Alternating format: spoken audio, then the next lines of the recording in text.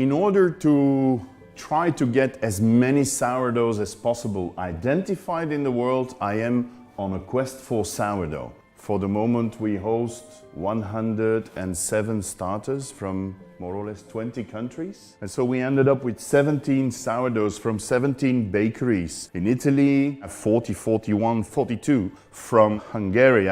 The 64 was an old lady in China. It's sourdoughs with a story, where I know the people behind, like 79 is from Josie Baker in San Francisco. 104, 106, and 107 go back to the Klondike Gold Rush. Every library has a librarian. Well, it happens that in this sourdough library, I'm the sourdough librarian.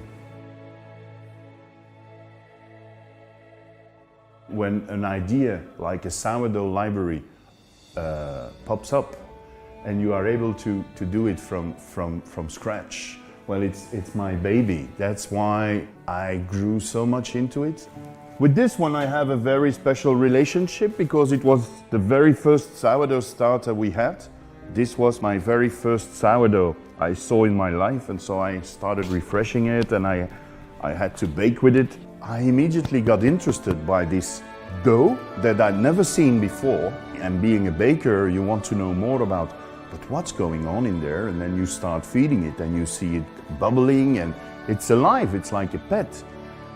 In the 90s, many people had this little Tamagotchi, the little thing that you had to feed. And now if you killed it, it was okay because you could just reset the whole thing and start all over. Well, here not. We have living sourdoughs. They are bubbly.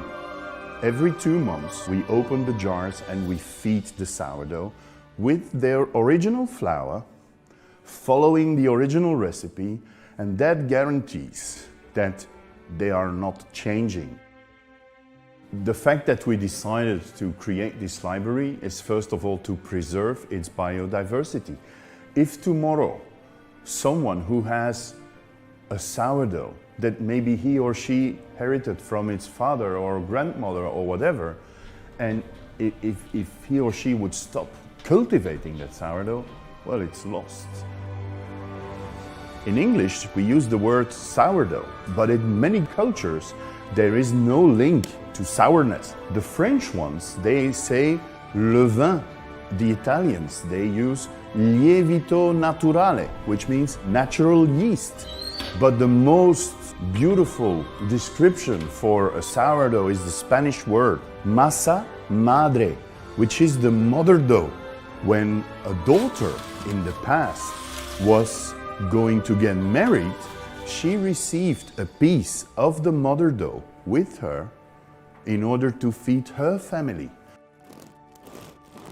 Well, sourdough is back on the map. Today there is a revival. Many people rediscover again sourdough, and that's the beauty.